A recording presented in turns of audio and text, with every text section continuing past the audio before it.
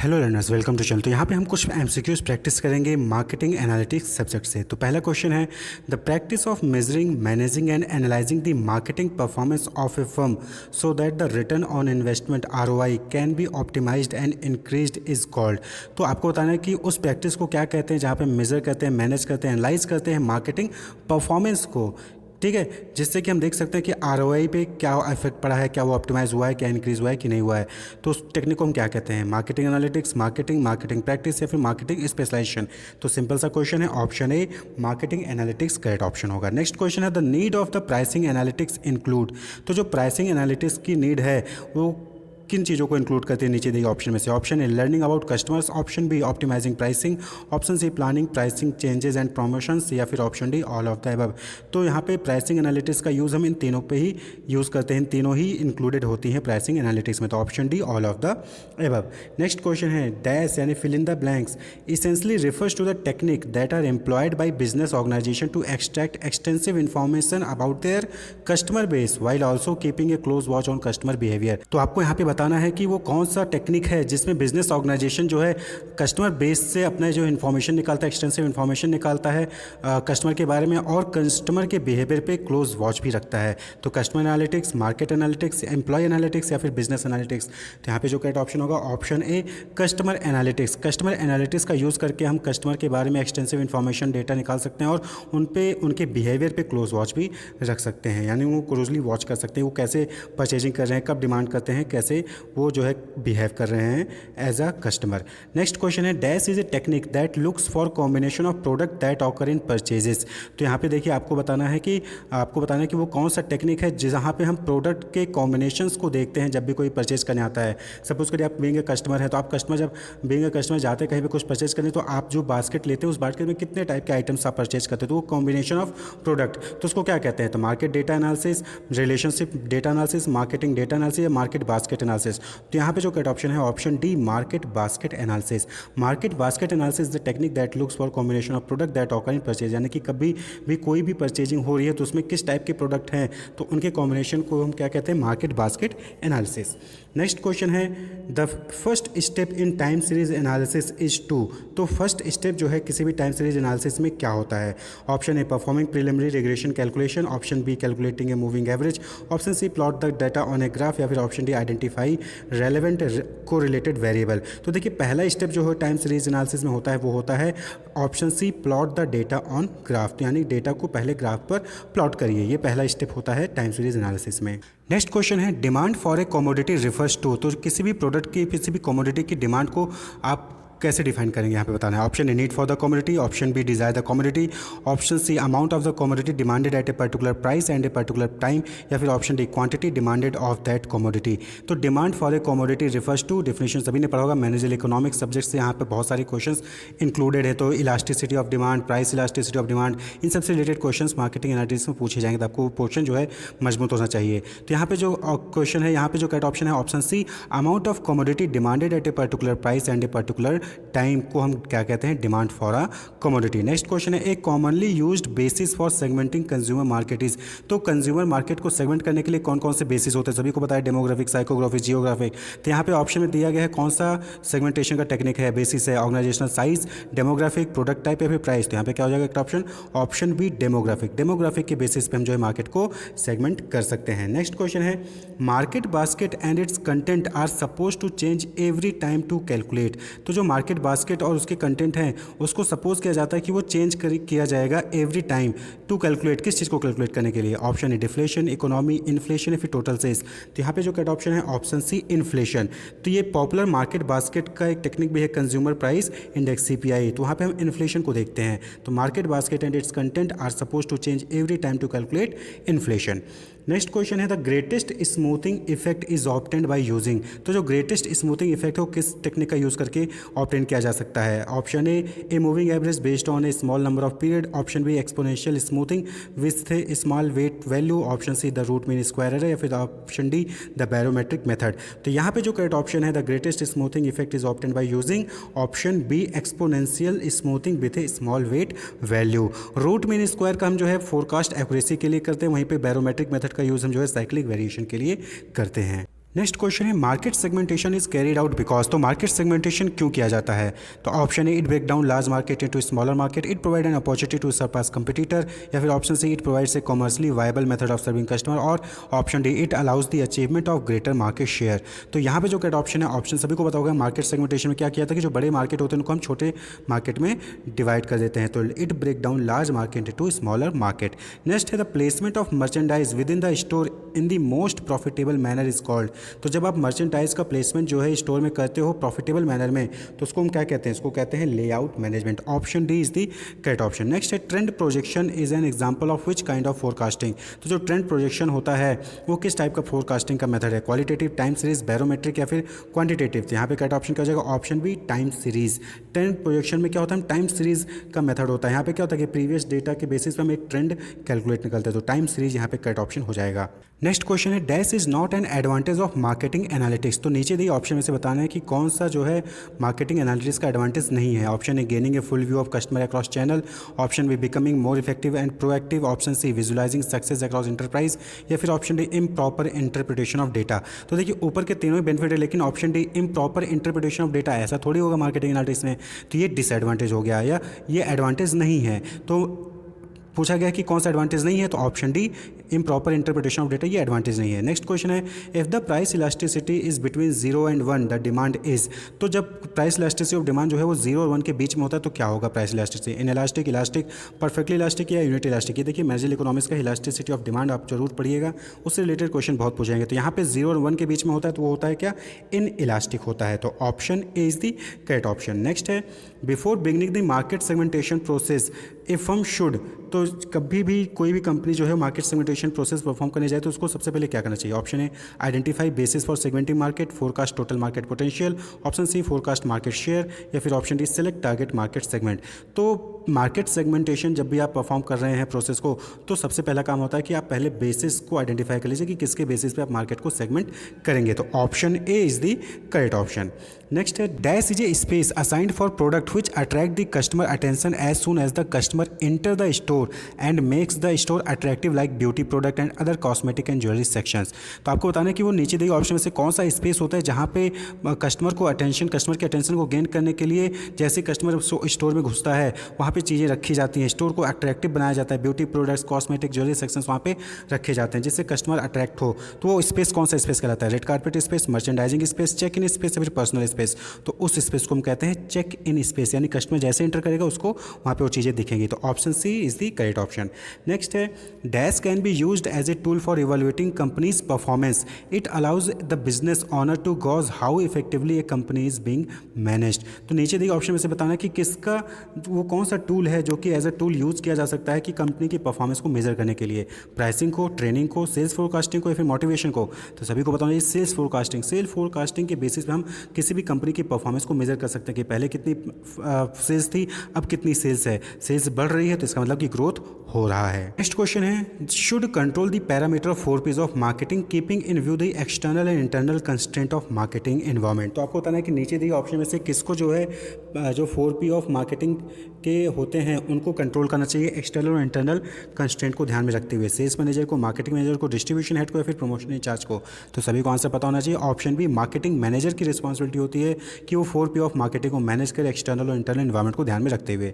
Next question है the income elasticity of demand is the percentage change इन। तो income elasticity of demand को कैसे define करते हैं सभी को पता चाहिए कि percentage change in quantity demanded divided by percentage change in income, ये इनकम इलास्टिसिटी ऑफ डिमांड होता है। तो यहाँ पे आप देखेंगे ऑप्शन बी वही ऑप्शन है, the quantity demanded divided by the percentage change in income. तो ऑप्शन बी जो है वो करेक्ट ऑप्शन हो जाएगा। नेक्स्ट क्वेश्चन है the process of designing the company's image and offering to get a distinctive place in the mind of the target market is known as. तो आपने marketing management ये topic पढ़ा होगा positioning. Positioning क्या होता है? Creating a positive image in the customer's mind या prospective customer's mind, target customer's mind, तो उसको क्या कहते हैं? पोजिशनिंग। यहाँ पे क्या हो जाएगा? Option A positioning, distinctive place in the mind of target market.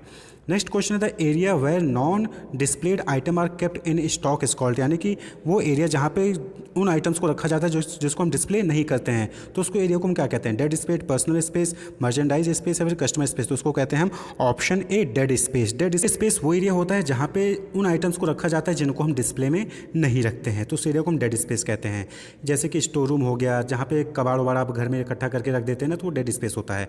Next है prospective growth of the organisation is one of the most important consideration in, तो prospective growth of the organisation is the one most important consideration है। तो कब हम इसको prospective growth को consider करते हैं? Long term sales forecasting, financial sales forecasting, medium term या फिर शॉर्ट टर्म में? तो prospective growth of the organisation जो है वो इंपॉर्टेंट कंसिडरेशन होता है लॉन्ग टर्म सेल्स फोरकास्टिंग में।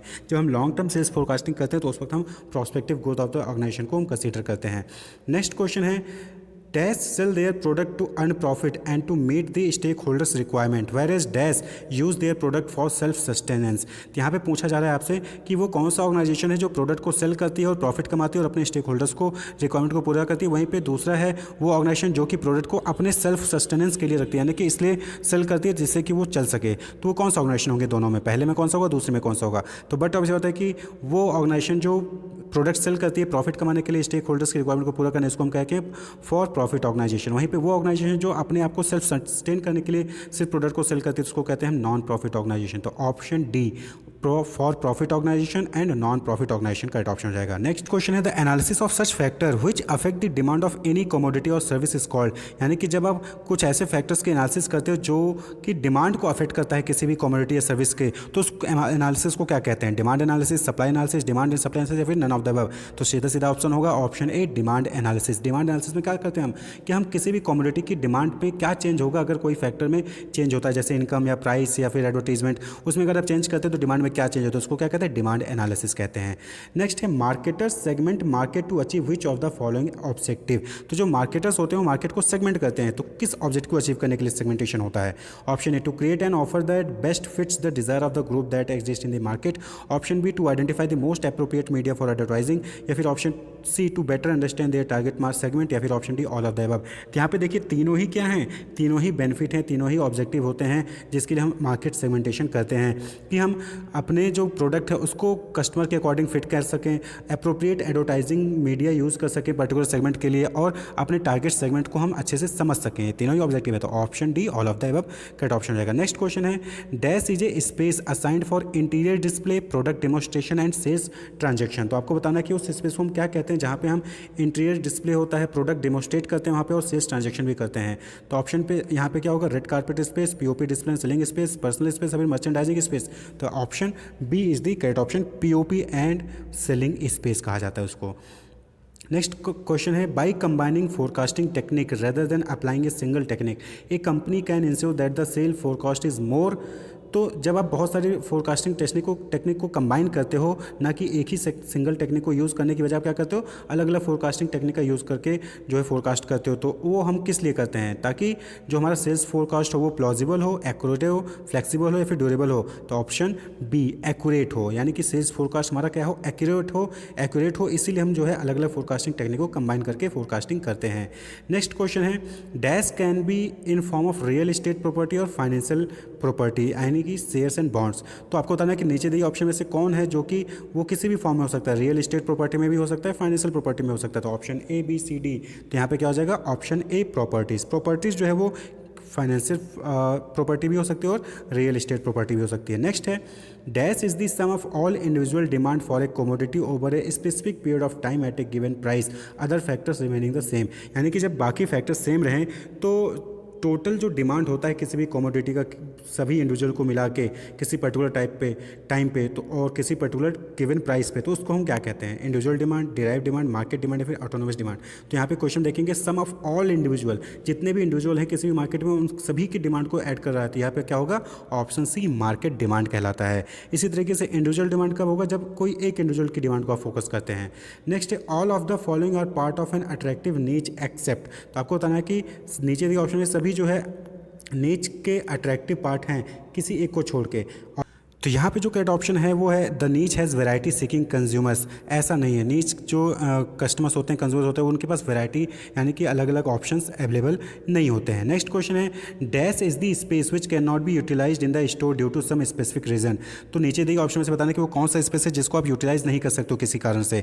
Customer space, display space, dead space है, फंक्शनल स्पेस। तो सभी को पता होगा डेड स्पेस। डेड स्पेस का आप जो है यूज़ नहीं कर सकते हो।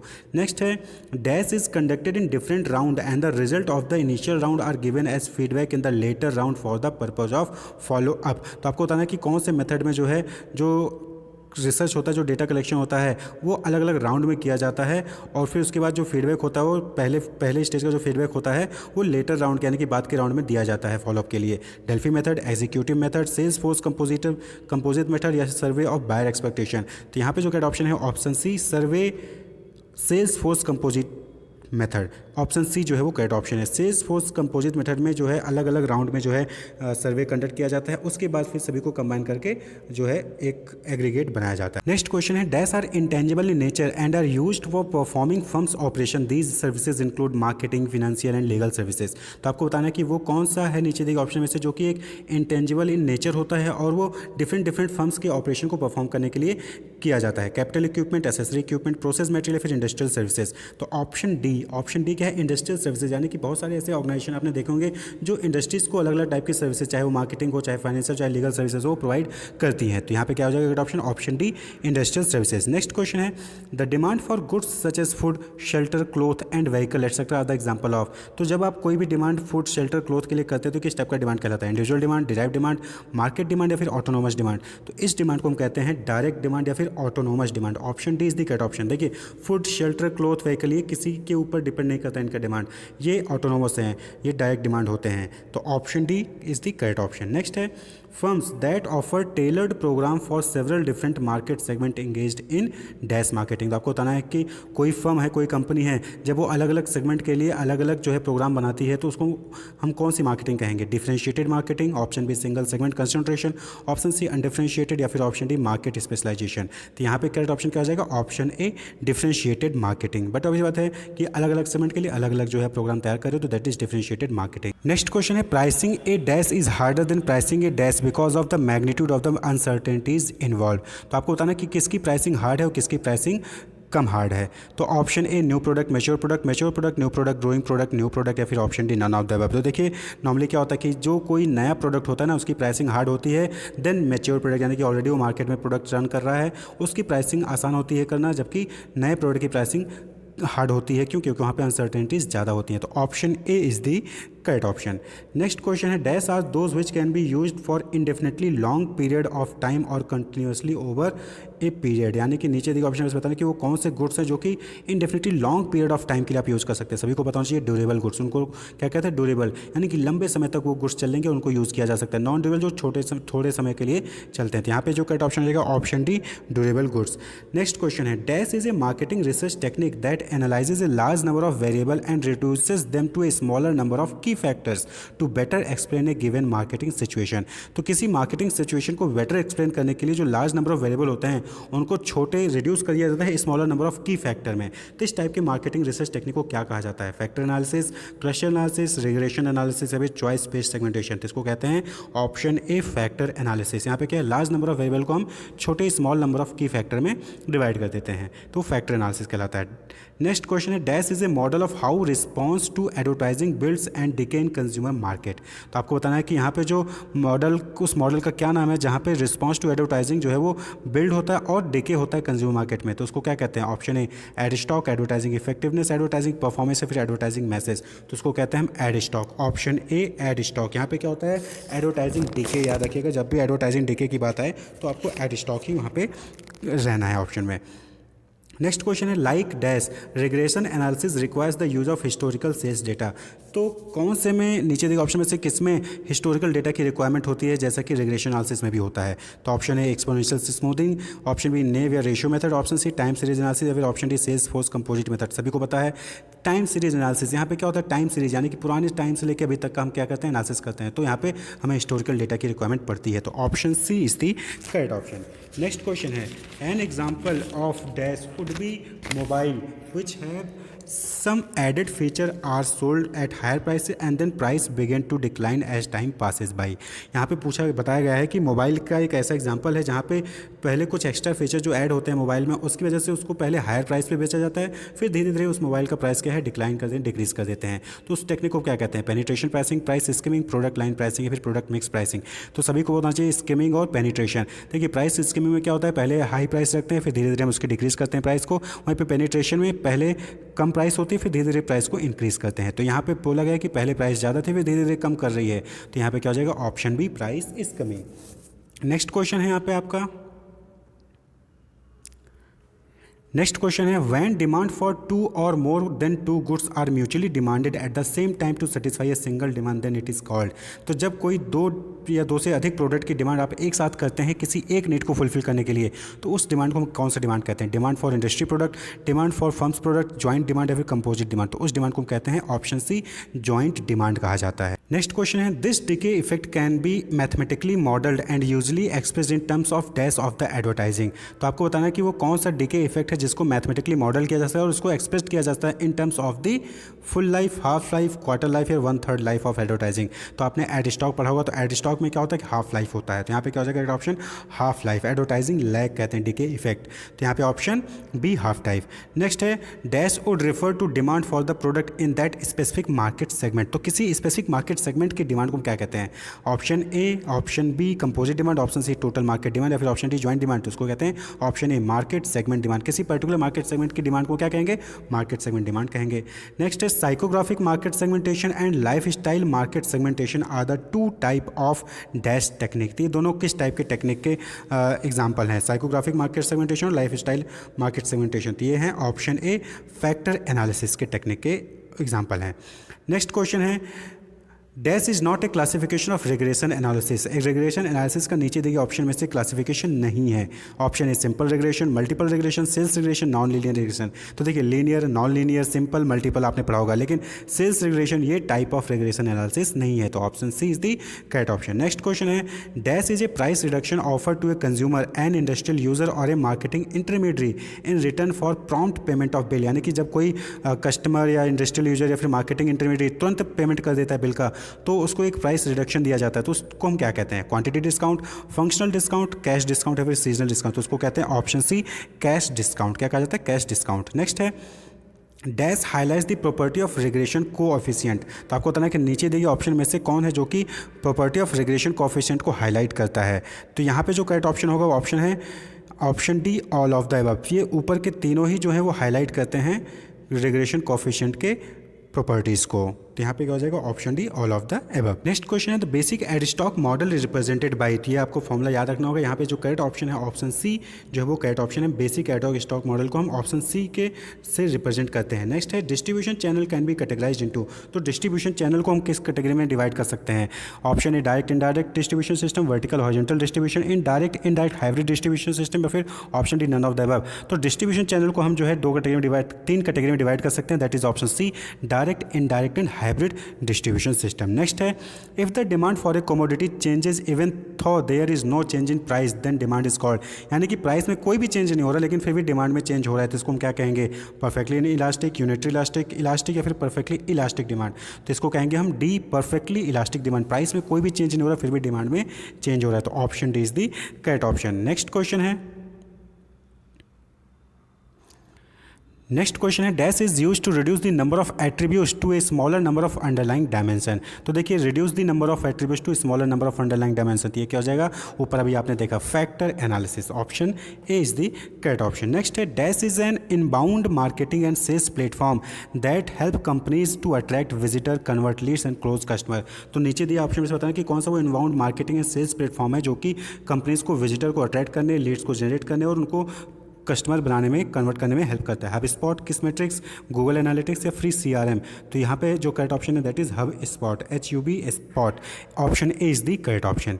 नेक्स्ट है when a researcher collect information and plots a pattern और trend then this process is known as. यानी कि रिसर्चर है वो इन्फॉर्मेशन कलेक्ट करता है, उसको प्लॉट करता है किसी पैटर्न या ट्रेंड पे, तो उसको हम क्या कहेंगे?